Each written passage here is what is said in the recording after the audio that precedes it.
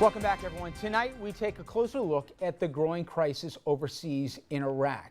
ISIS militants seized 4 new towns over the weekend, and they are threatening the city of Aditha, where authorities fear they could take over key water supplies and damage the electricity grid. We've already seen damage to refineries, let alone some horrific violence as they've moved through the country. And Secretary of State John Kerry, as mentioned, met with Iraqi leaders today and encouraged them. They need to form a new and more inclusive government, and hopefully that would quell the violence. There are skeptics, though, that say that this is too late.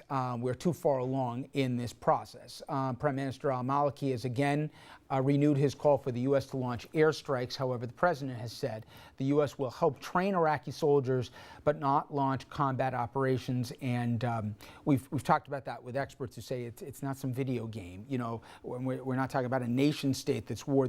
You're going to get a lot of civilian casualties if you do launch airstrikes. Maybe that would have worked a week or 2 weeks ago, but at this point it's late. Okay, let's start off probably with one of the harder questions is, forget about what, can we, short of a complete ground presence like we did originally, can we really, in your estimation, change the course of this fight? Or is this fight, forget about whether we should or not, can we, even if we wanted to, without a full ground contingent here of American soldiers, really change the outcome in Iraq? Well, ultimately, I think the role of the Iraqi military and the Iraqi government is the same exact role that the United States Army and the other joint forces had when we were there, which is you have to win the hearts and minds of the Iraqi populace. And in the New Dawn phase of this in 2006, the Prime Minister was able to include some of the Sunni groups and the Sunni militias, and he made a lot of promises to them that, I've read went unfulfilled. But certainly when we were there, that was our primary function beyond providing cultural expertise and civil military operations, was to win the hearts and minds. And that was certainly not an easy task, and it's not going to be an easy task for them to win that back if they have in fact lost it. If they really reformed the government, it was more inclusive and it was more representative and there was more Sunni presence there, et cetera, is it almost too late at this point? I mean, you're seeing literally they're making inroads, Haditha, and moving north up to Baghdad. I mean, I'm sure any fledgling country has hiccups, and this is certainly a pretty big one. Yeah. But you have to remember, this is a country that had not effectively self-governed for a half century. It was under a brutal dictatorship where you couldn't even get a stop sign replaced. Imagine if you see a stop sign that's down, you call the highway department, and they go out and they put up a new stop sign. In Iraq, the highway superintendent would have to call the provincial highway minister, who would call the Ba'ath Party, who would call Saddam Hussein's inner council, who would go to Saddam or one of his sons, and they would sign off on something as relatively minute as a new stop sign. So this is new for them. This is a challenge. This hasn't been something that's ever existed there before. And much like you see in American democracy, no government is successful if they cannot provide economic opportunity for their people. So one thing that we found was when you have a random farmer and a terrorist or jihadist, whatever you want to call them, and I don't think we should paint Islam with a broad brush. That's a very bad idea, and that leads to some of the misunderstanding. But they would take that money, because that's more money than they're ever going to make in a year, just to put some suitcase at the end of their road. And they don't hate America, and they don't hate us specifically. It's just because they want to provide for their families like everyone else. So we tried to create economic opportunities for them. We even inoculated their sheep from hoof and mouth disease because they have a shepherding-based economy. And in Bakuba, we brought over orange experts from Florida to teach them how to better grow and export their oranges, and of course the oil. But if the Iraqi government, regardless of how inclusive it is, cannot provide economic opportunity for its citizens, they're not going to be part of that government.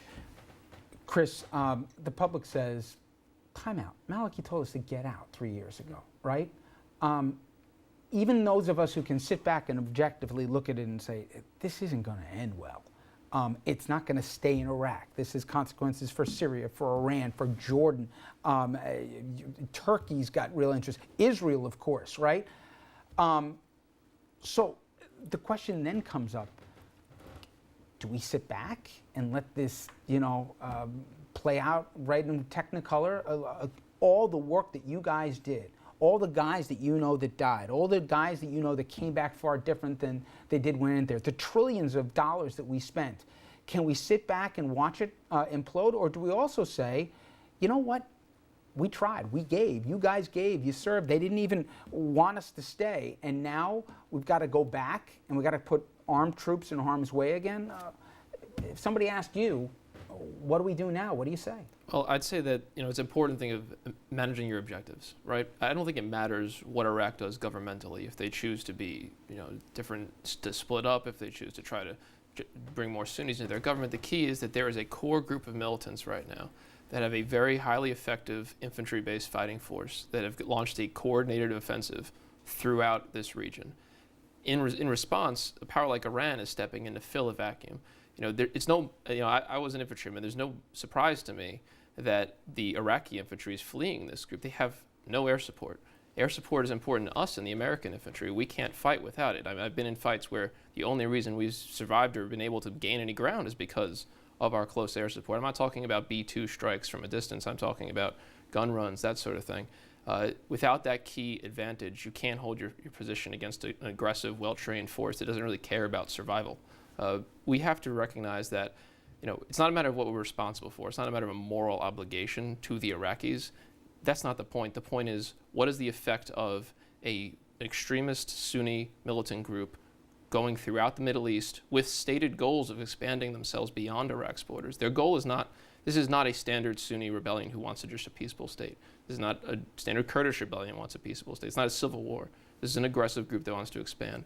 Now, I don't think that it makes any sense to put ground troops in harm's way again over this, but to let the people we trained fall back, to let them retreat and give these people, these new aggressors, new ground to hold, that seems irresponsible. Because so you'd say air support? Air support is needed. I think that the problem right now is the administration's focused on this diplomatic solution of a new government. I don't think that's going to stop the ISIS militants. It might stop some people from joining them, but again, if you have highly trained militants in your front door, you're going to join those highly trained militants because the other option is execution. The other question, the enemy of my enemy is my friend, as it goes. Mm-hmm.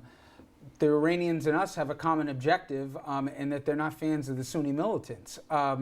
Should we be engaging Iran? I think that one of our main goals has to be to prevent Iran from stepping into this situation. Iran does not have aligned goals with us. Iran's goal is to expand its own power in the region, to incorporate potentially a Shiite stub state off of Iraq. Remember, Saudi Arabia is Sunni. There's the Kurdish region in the north. These other countries, the Sunni countries, are not going to respond well to a Shiite aggressive power moving into Iraq. Iran's also the same country that was creating the IEDs that killed so many Americans. Yep. It would be a mistake to think of them as a ally of the moment, when in actuality they just see an opportunity to do what they've been trying to do since 2003, which is gain a foothold in Iraq and become a partner state and make them sort of a vassal state, what's left of the Shiite portion. We're up against it for time, but I want to ask you both, it's such a hard question, but for us, when we talk about the fatalities and then the dollars and all the rest, they're numbers, but for you guys, you can put a face on that, right? If at the end of the day, so much of the work of the military in Iraq turns out far different, would the sacrifice in your eyes have been worth it? It's a tough call. It's hard to say how you feel when you see, I've met Vietnam veterans who've had to face that, and they've had to rationalize it in their own way, that they were working on a mission, they did what they were called to do.